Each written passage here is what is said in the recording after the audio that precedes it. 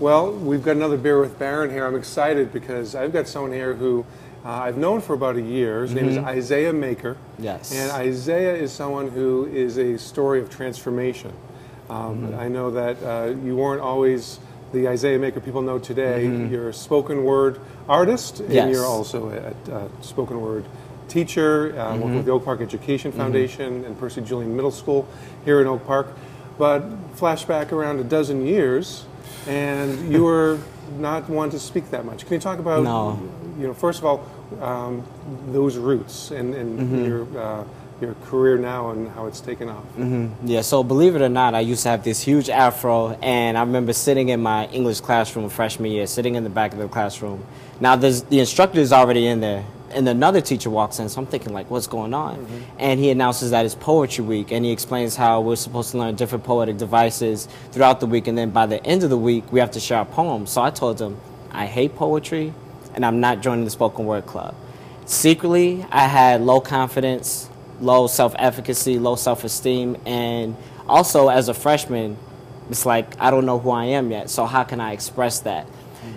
Sophomore year, same thing. This time I'm in the front of the English classroom. Same instructor walks in and he says... Same afro? Just look at the afro? Yep, same afro, same afro. Maybe it was shaped up a little bit better. And he walks in and I'm like, I know what he's going to do. So come Friday where we're supposed to share our pieces, he notices I'm the only one who hasn't shared yet. So he says, can you get up and perform your piece? And you know what I said to him? I said, I left it at home. Oh, the dog didn't eat it, but you left it at home. Secretly, it was in my book bag. So I was that terrified of public speaking that I was willing to take a 0 on the assignment. So what I did, I took the worksheets that he gave me, I went back home, and I started teaching myself how to write, not to become a great poet, but more so to become comfortable with expressing myself. So junior year, had this long poem, walked into the instructor's office, the same one where I was like, I hate poetry, don't want to join the spoken word club, gave it to him, and I said I want to join the spoken word club, but he laughed. Not because my poem was bad, but because he said, aren't you the same one that said you don't want to join the spoken word club? And I was like, yeah. Taught myself how to write, and like now I'm comfortable with joining. So what changed? Was there a moment or is it a gradual thing? I think it was that uncomfortable feeling knowing I'm being bullied by the fear of public speaking. And I felt really embarrassed by that. And I love a challenge and I love learning as well. So I just told myself, I'm going to keep this a secret between myself and not tell anyone. I'm going to teach myself how to do this, not necessarily become great at it, but at least become comfortable. But then once I become comfortable, my curiosity kept tugging. So I was like, oh, you know what? Kind of enjoying this. Right. So, so you expanded your comfort zone, and what was scary now is no longer as scary. I'm sure you still get scared because you're doing bigger and bigger things. Talk about that. Talk about what you're doing both as a mentor, but also in your own business in terms of what you're doing, because it's going well beyond the academic sphere right now. Yeah, so I attended the University of Illinois Chicago at UIC with my degree in communication. Now, I was accepted into a research program called the Summer Research Opportunities Program, and I conducted research on how to use poetry in the classroom to enhance student engagement, because what I didn't mention is once I joined the Spoken Word Club, I actually started performing better in other forms of academics. And I wondered why did it take me joining a spoken word club for that to happen? So I interviewed a few educators, I transcribed the data, and I found a lot of consistencies with what they were saying, and it proved how the skills of poetry, from creating poems, editing, and performing, I'm gaining transferable skills and communication skills that fall along the lines of verbal communication, nonverbal communication, interpersonal, intrapersonal, macro, and micro. So one of the things that really struck me about what you're doing, Isaiah, is that it's gone well beyond the classroom. You're now speaking to conferences, a group of HR professionals, in corporate America as well. So all the world is a stage. Yes. I'm not the first to have said it, but you are definitely you're applying that truth. So can you talk about some of those areas where you're now branching into? Yes. So I was invited to speak at a conference called Disrupt HR. Now, I was one of 10 speakers, and what we have to do is introduce innovative methods of hiring and training employees. So what I did, I'm the only artist there, I performed a spoken word rap in front of maybe 250 people from HR, some people in Google, Blue Cross Blue Shield, Amazon, and the rap, it was called the 10 HR Commandments. each commandment was about how a skill from performance could be transferable in the workplace. It was 5 minutes, it was well received, and I spoke with a lot of HR individuals afterwards, and they said, wow, I didn't understand the dynamics of performance from spoken word and how that could be used in the workplace. So after that, well, this is before that, I should say, I did a workshop at Granger Industrial Supply. Okay, I can totally picture that. No, I can't. Yeah, I mean, that's amazing. So how did that come about? I'm curious how that, was it someone that knew you? Someone reached out to me. They knew about my research on transferable skills on spoken word poetry and then the different communication styles. And they said, I figured this would be a great opportunity for you to demonstrate how these skills can be useful in the workplace. So we did this crazy workshop where it was like, I call it the Improv of poetry. So we had participants pretty much, there was a line on each sheet of paper. Each participant had 90 seconds to come up with another line that relates to the line that's on the sheet of paper. Then we rotate the sheets of paper. And then we did maybe 15 rounds of this. Now, I want to say, I asked the participants beforehand, who writes poetry? No hands.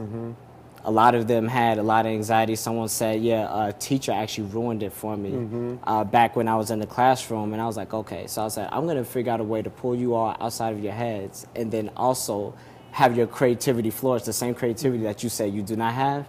They were amazed after they saw the final product of these simultaneous stories being created and then them sharing up front. Right.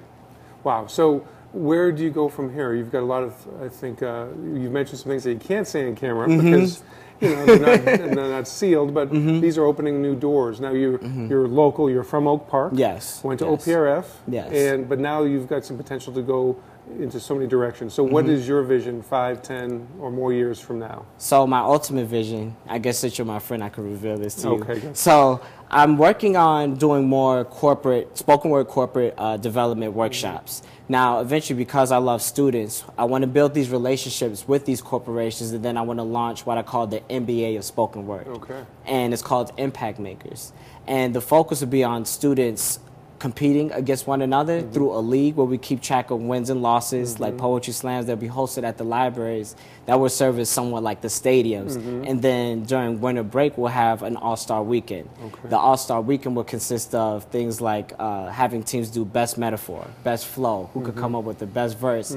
Similar to how basketball, we have the three-point contest, the dunk contest. So it's like this skills challenge. Break it up into different components. Exactly. So I'm going to give you a name, and I want you to just give me your reaction. Peter Kahn.